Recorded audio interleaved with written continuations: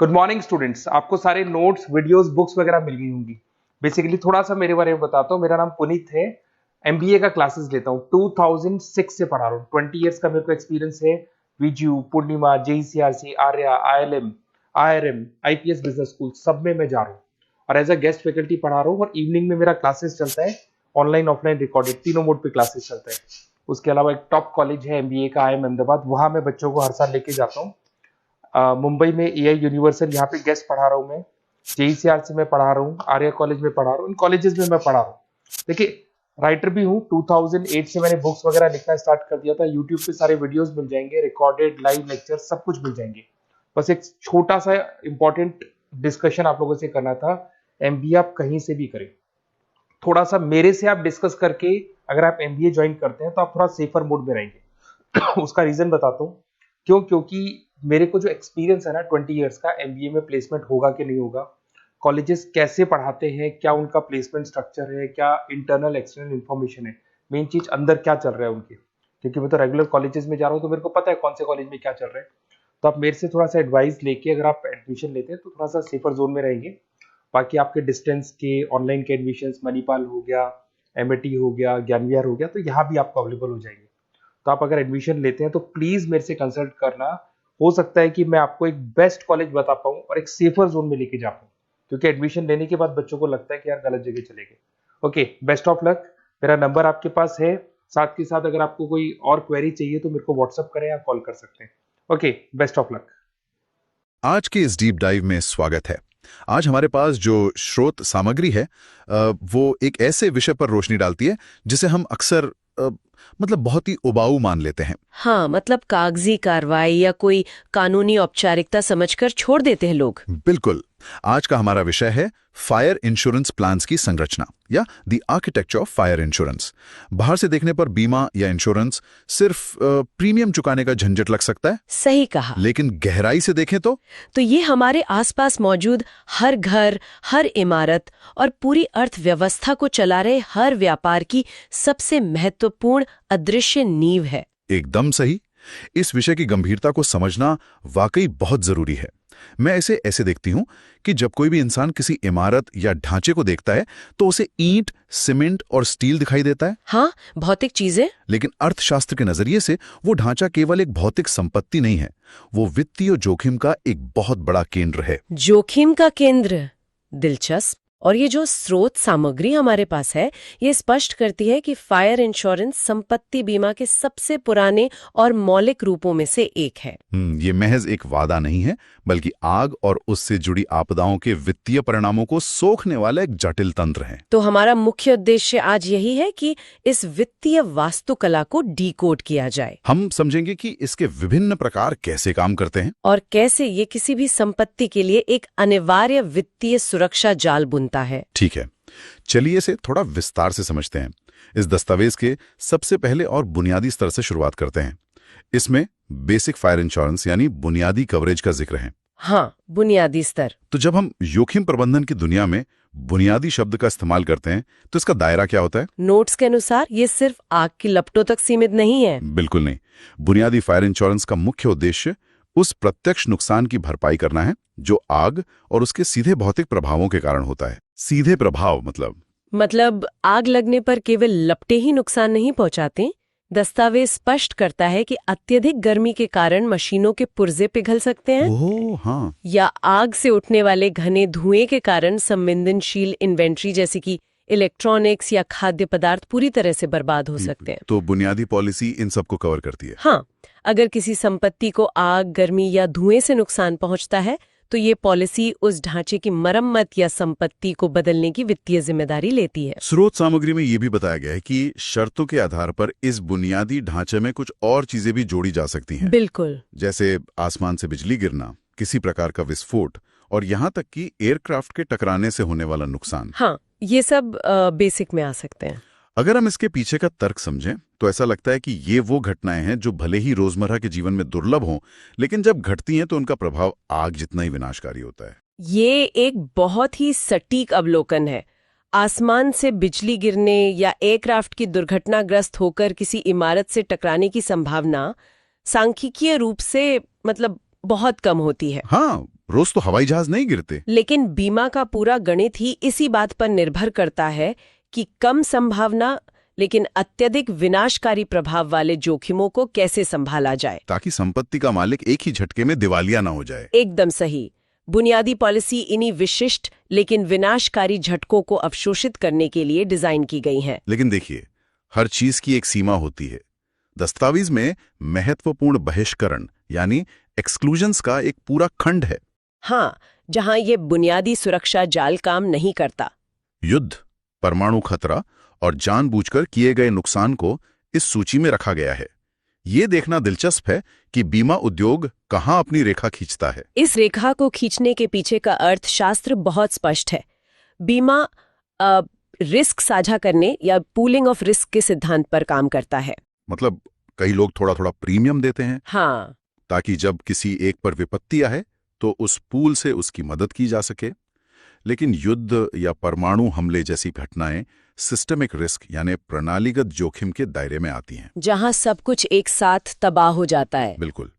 किसी युद्ध की स्थिति में एक साथ लाखों संपत्तियां नष्ट हो सकती हैं। कोई भी बीमा पूल एक साथ इतने बड़े पैमाने पर दावों का वित्तीय भार नहीं उठा सकता। ऐसी तबाही तो पूरी अर्थव्यवस्था को ध्वस्त कर देती है। और जहां तक जानबूझकर किए गए नुकसान की बात है, तो वो नैतिक खतरे या मॉरल हजार्ड का मामला है, जो बीमा की मूल भावना के ही खिलाफ है। इसका मतलब है कि बीमा एक गणितीय संतुलन है, कोई जादू की छड़ी नहीं। बिल्कुल। अब बुनियादी कवरेज की इस चर्चा से आगे बढ़ते हैं। दस्तावेज एक और श्रेणी की ओर ध्यान खींचता है, विशिष्ट जोखिम बीमा यानी स्पेसिफिक पेरिल इंश्योरेंस। हाँ, ये एक अलग दृष्टिकोण है। अगर बुनियादी पॉलिसी पहले से ही आग, धुएं और विस्फोट जैसी चीजों का एक बंडल दे रही है, तो किसी को एक अलग विशिष्ट जोखिम बीमा की आवश्यकता क्यों होगी?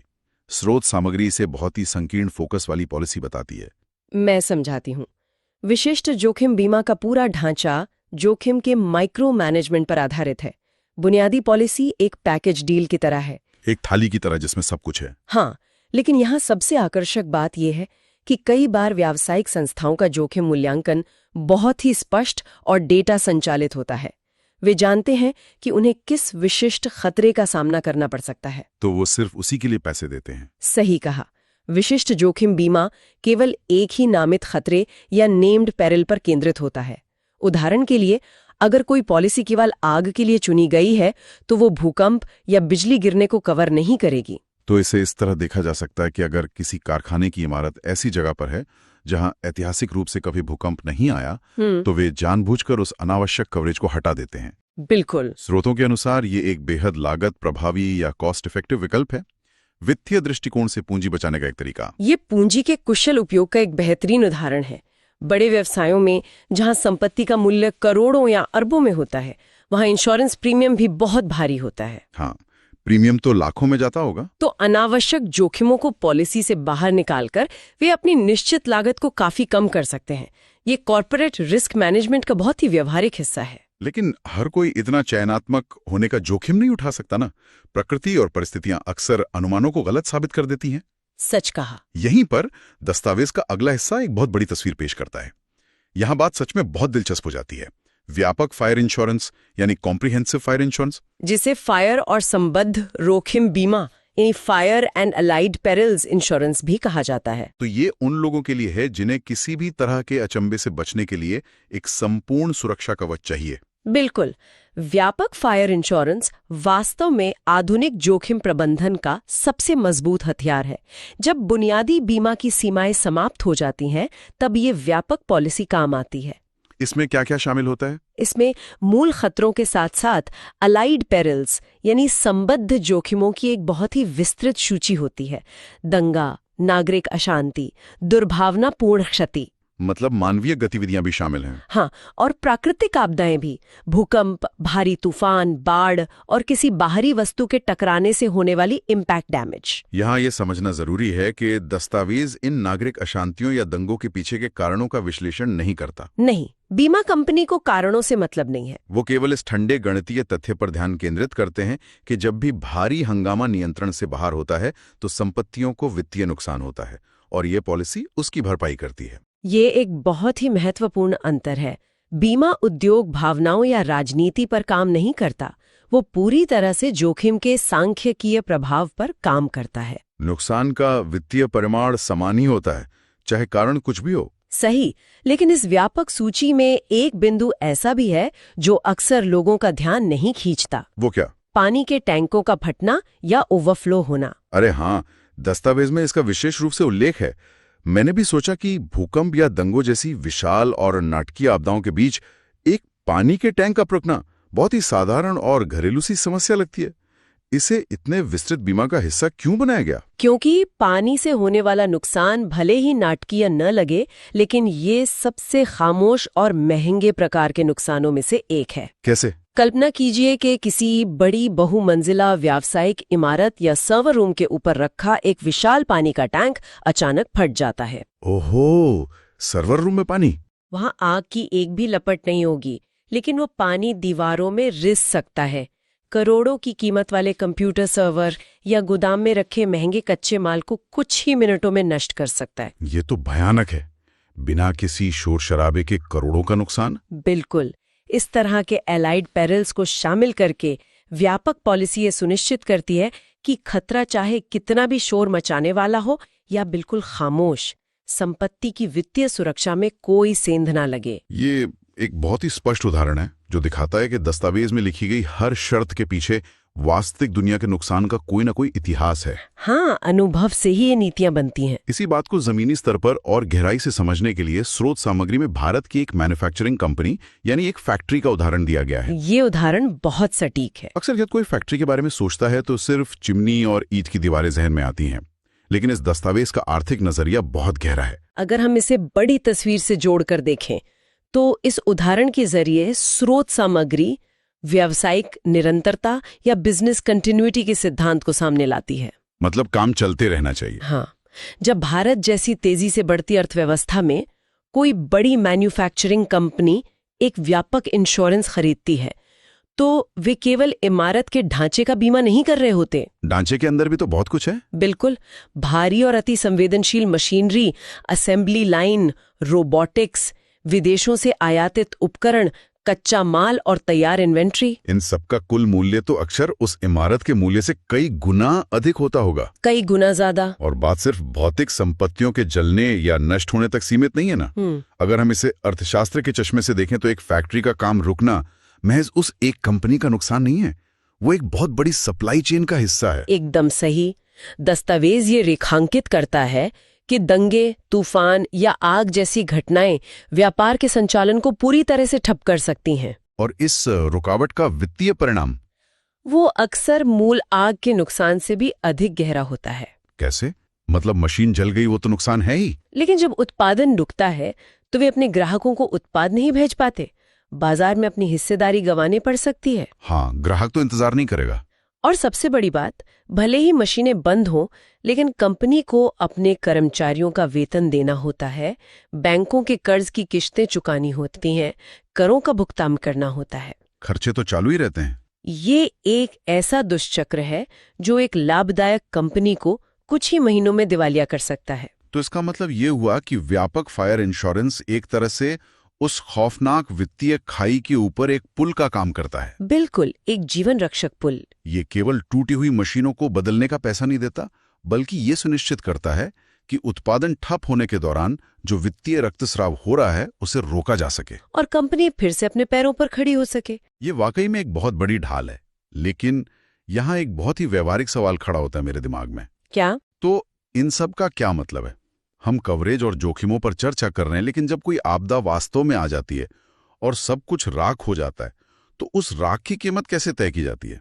ये एक बहुत बड़ा सिरदर्द होता है आमतौर पर। वही तो, किसी भी व्यवसाय के लिए उस संकट के समय बीमा कंपनी के साथ बैठकर नुकसान का मूल्यांकन करना, ये साबित करना कि कौन सी मशीन कितनी पुरानी थी या उसका मौजूदा मूल्य क्या था, ये तो अपने आप में एक अलग और थका देने वाली लड़ाई हो सकती है। यहीं पर स्रोत सामग्री एक बहुत ही उन्नत और रणनीतिक कॉन्सेप्ट को पेश करती है, वैल्यूड पॉलिसी। Valued policy? हाँ, ये बीमा के क्षेत्र में अनिश्चितता को खत्म करने का सबसे प्रभावी तरीका है। ये कैसे काम करता है? सामान्य पॉलिसियों में नुकसान के बाद एक मूल्यांकनकर्ता या सर्वेयर आता है जो बाजार मूल्य और मूल्यह्रास यानी डेप्रिसिएशन का आकलन करता है, जो अक्सर विवादों का कारण बनता है। कंपनी कहेगी मशीन 1 करोड़ की थी, सर्वेयर कहेगा 50 लाख की। सही कहा, लेकिन वैल्यूड पॉलिसी पूरी तरह से एक अलग सिद्धांत पर काम करती है। इसमें बीमित संपत्ति का मूल्य नुकसान होने से पहले ही, यानी पॉलिसी खरीदते समय ही तय कर लिया जाता है। बीमाकर्ता और बीमित व्यक्ति के बीच आपसी सहमति से। बिल्कुल, पहले से ही सब तय होता है। ये तो बहुत ही तार्किक दृष्टिकोण है। इसका सीधा सा अर्थ ये है कि आग लगने या बाढ़ आने के बाद मूल्यांकन को लेकर कोई मोलभाव या बहस नहीं होगी। जरा भी नहीं। इसे बीमा की तकनीकी भाषा में फिक्स्ड इंडेमनिटी या निश्चित क्षतिपूर्ति कहा जाता है। तो अगर किसी मैन्युफैक्चरिंग कंपनी ने अपनी किसी विशेष मशीनरी का मूल्य पहले ही 1 करोड़ रुपए तय कर लिया है, तो नुकसान होने की स्थिति में बीमा कंपनी को उसी पूर्व निर्धारित राशि का भुगतान करना होगा, वास्तविक क्षति चाहे कितनी भी हो। एकदम सही। इसका सबसे बड़ा आर्थिक लाभ ये है कि ये संकट के समय उस लंबी और विवादित मूल्यांकन प्रक्रिया को सिरे से खत्म कर देता है। ये तो बहुत बड़ी राहत है। देखिए, जब कोई व्यवसाय पहले से ही आपदा के कारण गहरे तनाव में होता है, तब उन्हें नकदी या लिक्विडिटी की सबसे सख्त जरूरत होती है। पैसा तुरंत चाहिए होता है काम दोबारा शुरू करने के लिए। हाँ, अगर वे महीनों तक दावों के मूल्यांकन में उलझे रहेंगे तो उनका व्यापार कभी उभर नहीं पाएगा। स्रोत सामग्री भी इसी बात पर विशेष जोर देती है कि वैल्यूड पॉलिसी बीमित व्यक्ति को भुगतान की निश्चितता यानी सर्टेनिटी ऑफ पेमेंट प्रदान करती है। और ये निश्चितता न केवल व्यवसाय के मालिकों को मानसिक शांति देती है, बल्कि उनके निवेशकों और लेनदारों को भी भरोसा दिलाती है कि सबसे बुरी स्थिति में भी एक निश्चित वित्तीय बैकअप मौजूद है। ये अनिश्चितता से भरे बाजार में एक ठोस गारंटी की तरह काम करता है। इस वास्तुकला की सुंदरता ही इसी में है। ये रोक जोखिम को खत्म तो नहीं कर सकती, लेकिन जोखिम के कारण पैदा होने वाली वित्तीय अस्थिरता को पूरी तरह से प्रबंधित कर सकती है। शानदार। चाहे वो बुनियादी कवरेज हो जो सिर्फ आग से बचाता है, या एक वैल्यूड पॉलिसी जो जटिल मूल्यांकन को सरल बनाती है, हर टूल का अपना एक विशिष्ट आर्थिक उद्देश्य है। बिल्कुल, हर परत का अपना काम है। आज की इस गहन चर्चा ने निश्चित रूप से इस धारणा को तोड़ दिया है कि बीमा केवल कुछ कागजों का बंडल है। आइए, जो लोग हमें सुन रहे हैं उनके लिए आज की इन प्रमुख अंतर्दृष्टियों को एक साथ समेटते हैं। जरूर। हमने इस वित्तीय वास्तुकला के 4 मुख्य स्तंभों का विश्लेषण किया। पहला, बेसिक फायर इंश्योरेंस, जो आग, अत्यधिक गर्मी, धुएं और कुछ अन्य मूल खतरों के प्रत्यक्ष नुकसान से बचाने के लिए एक बुनियादी जाल बिछाता है। हाँ। दूसरा, विशिष्ट जोखिम बीमा, जो उन संस्थाओं के लिए एक संकीर्ण और लागत प्रभावी उपाय है जो केवल एक विशेष नामित खतरे को लक्षित करना चाहते हैं, ताकि वे प्रीमियम बचा सकें। बिल्कुल। तीसरा और सबसे व्यापक स्तर, कॉम्प्रिहेंसिव या व्यापक फायर इंश्योरेंस, जो भूकंप, दंगों, तूफान और यहां तक कि खामोशी से नुकसान पहुंचाने वाले पानी के टैंकों तक को कवर करता है, ताकि कोई भी बाहरी उथल पुथल व्यवसाय की आपूर्ति श्रृंखला को नष्ट ना कर दे। और चौथा और अंत में वैल्यूड पॉलिसी, जो पूर्व निर्धारित मूल्यांकन के माध्यम से संकट के समय विवादों को खत्म करती है और वित्तीय निश्चितता प्रदान करती है। इसका सीधा असर हम सभी पर पड़ता है, चाहे वो हमारे घरों की सुरक्षा हो या उन व्यवसायों की जहां हम काम करते हैं। ये पूरा ढांचा इस बात का प्रमाण है कि आधुनिक समाज ने कैसे अनिश्चितता को एक प्रबंधनीय गणितीय मॉडल में बदल दिया है। हालांकि इस पूरी चर्चा से मेरे दिमाग में एक बहुत ही गहरा सवाल उभर कर सामने आता है। वो क्या? इससे एक महत्वपूर्ण सवाल उठता है। हमने देखा कि कैसे वैल्यूड पॉलिसी के तहत किसी विशाल फैक्ट्री और उसके भारी मशीनरी का एक निश्चित मूल्य आज ही तय किया जा सकता है। हाँ, लेकिन जरा सोचिए, बीमा कंपनियों के जो एक्चुअरीज और सांख्यिकीविद होते हैं, वो दंगे, नागरिक अशांति या जलवायु परिवर्तन के कारण पैदा होने वाले अजीबोगरीब मौसम के पैटर्न जैसी अत्यधिक अप्रत्याशित और अराजक आपदाओं के जोखिम का सटीक गणितीय अनुमान कैसे लगाते होंगे? वो भी उन आपदाओं के घटित होने से दशकों पहले। वही तो, ये जोखिम का कैसा विज्ञान है जो भविष्य की पूर्ण अनिश्चितताओं और अराजकता को आज के दस्तावेज में एक निश्चित प्रीमियम राशि में दर्ज कर देता है। ये अपने आप में एक चमत्कार है। वाकई, ये जोखिम गणित और मानव व्यवहार के बीच का एक बेहद रहस्यमयी और विचारोत्तेजक पहलू है। भविष्य की अराजकता की कीमत तय करना वाकई एक अलग ही विज्ञान है, जिस पर लोगों को खुद से भी थोड़ा शोध करना चाहिए। बिल्कुल, ये एक ऐसा सवाल है जिस पर गहराई से विचार किया जा सकता है। आज की इस डीप डाइव में बस इतना ही। मुझे भी इस चर्चा में बहुत मजा आया। इस स्रोत सामग्री ने हमें ये देखने का नजरिया दिया है कि हमारे आसपास मौजूद हर इमारत और हर चालू कारखाना एक बहुत ही जटिल और अदृश्य वित्त में सुरक्षा जाल पर टिका हुआ है। अपनी जिज्ञासा बनाए रखिए, नई चीजों का अन्वेषण करते रहिए और दुनिया को चलाने वाली इन अदृश्य संरचनाओं को समझने का प्रयास करते रहिए। इस गहन चर्चा में जुड़ने के लिए बहुत बहुत धन्यवाद।